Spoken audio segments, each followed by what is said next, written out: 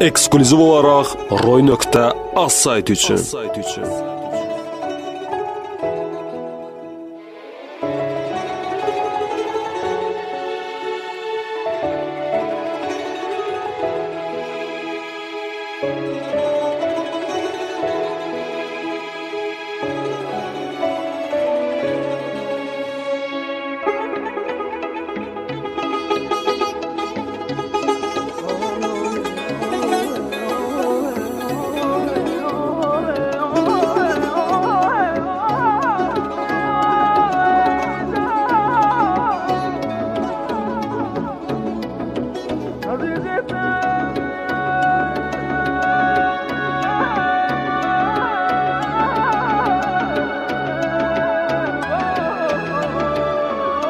احمد پروداکشن تقدیم ediyor.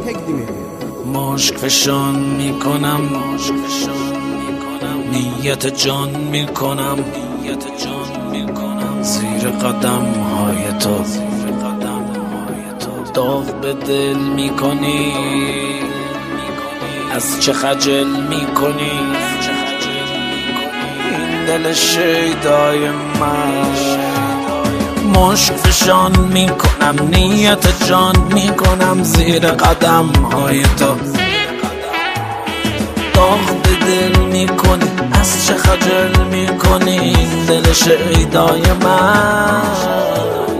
دست جان شستم از همه بگسستم حضرت و مولای من بسته به تو دل منم عاشق سائل منم مأمن و مقال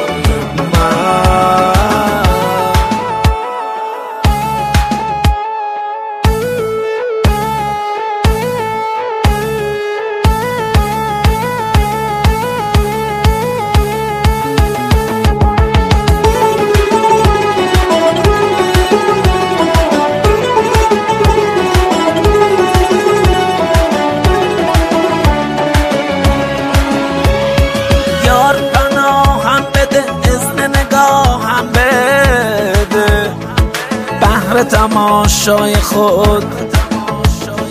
یوسف شیرین سخن معتکف بت شکن محیی دنیای من چشم به احسان تو گوش به فرمان تو جمله اعضای من عمر هدر می شود بی تو مگر می شود وای منو وای من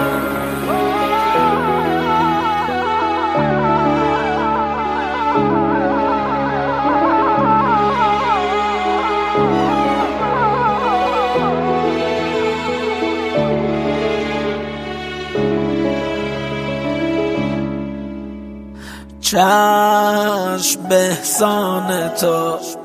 گوش به فرمان تو جمله اعضای من عمر هدر می شود بی تو مگر می شود وای من و وای من